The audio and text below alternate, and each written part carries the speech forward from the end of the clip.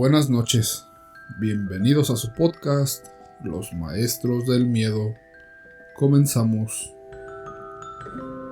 El día más horrible de mi vida, o eso pensé en ese momento, fue cuando tuve que enterrar a mi esposa embarazada, que murió en un accidente.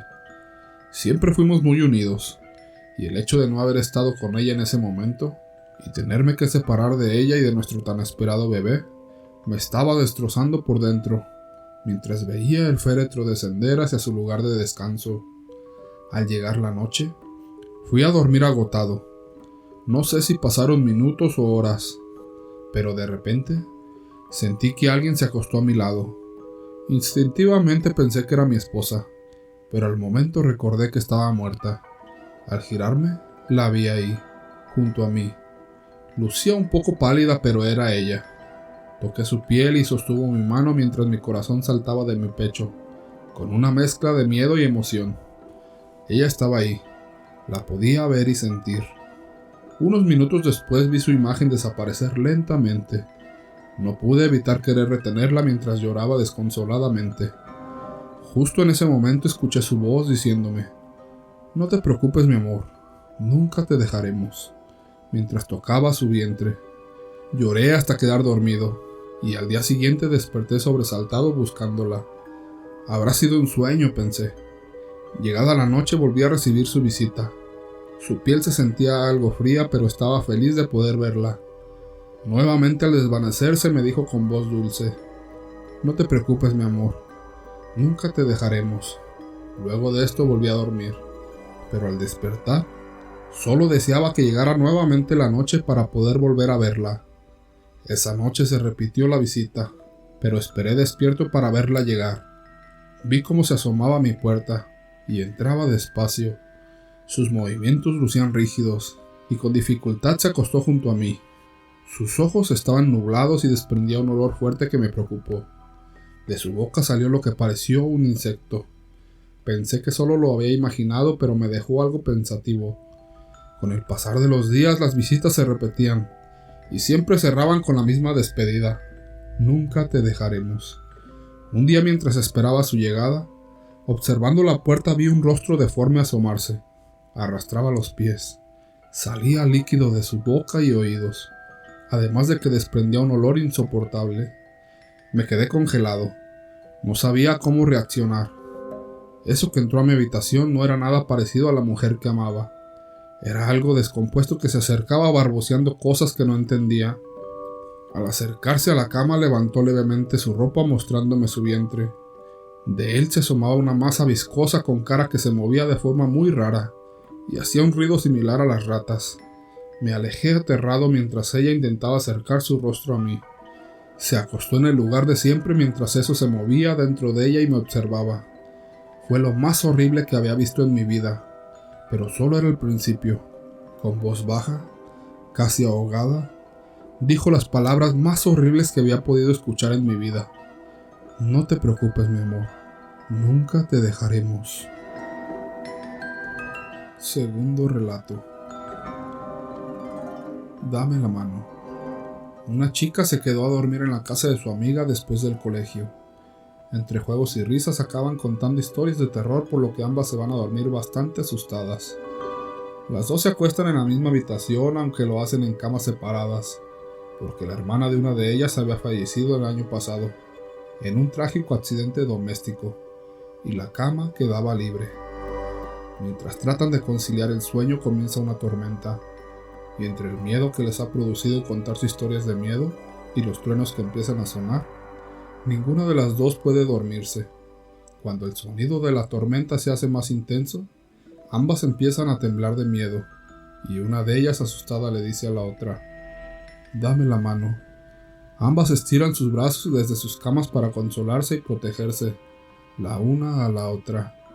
Mientras se dan la mano, su miedo parece desvanecerse, por lo que finalmente a altas horas de la noche, ambas se quedan dormidas. A la mañana siguiente se despiertan con total normalidad. El día parecía haberse aclarado, por lo que deciden salir a jugar juntas al jardín. Pero antes la madre les prepara un desayuno que ambas comparten mientras recuerdan el susto que pasaron la noche anterior.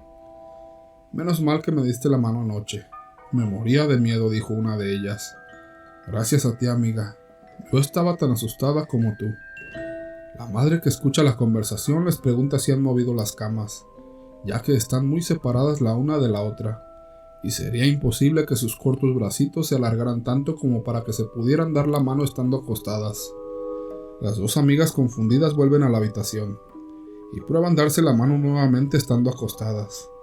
A ambas les recorrió un escalofrío por la espina dorsal, al comprobar que sus manos quedaban a casi 1 metro de distancia, con los brazos totalmente estirados.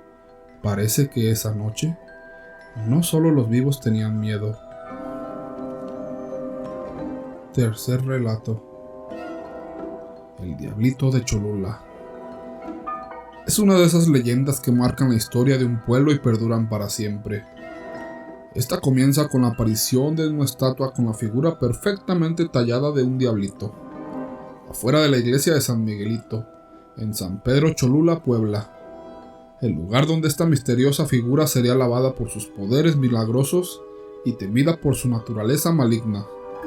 Se desconoce el origen de esta estatua, sin embargo hay algunas versiones de su espeluznante historia. La más conocida es que el diablito proviene de una estatua en el templo, donde encadenado era pisoteado por el arcángel Miguel, en representación a la derrota del diablo contra el jefe de los ejércitos angelicales. En otra versión se dice que lo encontraron en la carretera donde se ubica la iglesia, y creyeron que era una reliquia prehispánica. Y la tercera historia, pero no menos importante, dice que el dueño de la estatua estaba atormentado porque el diablito cobraba vida y realizaba labores del mal, por lo que decidió llevarlo a la iglesia, donde su maldad podría ser contenida. Independientemente de su origen, el diablito terminó habitando la iglesia del pueblo mágico de Cholula. Se dice que está encerrado en una caja de cristal y madera en la sacristía. Sin embargo, no fue fácil contenerlo, pues a pesar de que le construían cajas de acuerdo a su tamaño, este nunca cabía, hasta que crearon la actual caja después de unos rezos especiales para apresarlo. Aún así, él nunca se quedó quieto, pues la madera empezó a sufrir deterioros ya que el pequeño diablo rasguñaba la caja, por lo que comenzaron a cortarle sus uñas. Pero aún todos estos esfuerzos no han sido suficientes para calmarlo, pues por lo que los lugareños cuentan pareciera que el diablo anda suelto. La gente cuenta que cuando ocurre una desgracia en el barrio, el diablito aparece en otra posición dentro de la caja, señal de que se estuvo moviendo, por lo que se le ha atribuido ese destructor poder a la roja estatuilla, de quien se dice que cuando escapa, provoca accidentes en la curva del diablo, una peligrosa curva cercana a la iglesia. Pero esta solo es una de sus múltiples perversidades. Y aunque se podría pensar que eso alejaría a las personas del templo, por el contrario, esta leyenda negra generó un cuantioso tráfico de feligreses. Pero en vez de rezarle a San Miguel, el patrono de su iglesia, estos le rezaban a su enemigo el diablito. Puede sonar un poco descabellado, pero cuando las personas se enteraron del inmenso poder del diablito, comenzaron a pedirle favores. Y este se los cumplía, siempre y cuando tuviera que ver con dinero, amores, tragedias y venganzas. Actualmente el diablito se encuentra oculto. Quienes quieren visitarlo, previamente tienen que encomendarse a San Miguel para que los proteja de ese travieso demonio. Los visitantes cuentan que cuando los guardias los llevan al sagrado pero siniestro lugar donde la estatua mora, ellos se voltean porque no quieren verlo, aunque el diablito está encerrado. Los guardias han sido testigos de que el diablito se sale con la suya, pues ellos cuentan que la malévola estatua puede poseer a sus invitados, ya que cuando salen no parecen los mismos, y en muchas ocasiones aquellas almas que alguna vez fueron inocentes, hacen cosas dignas de un diablo.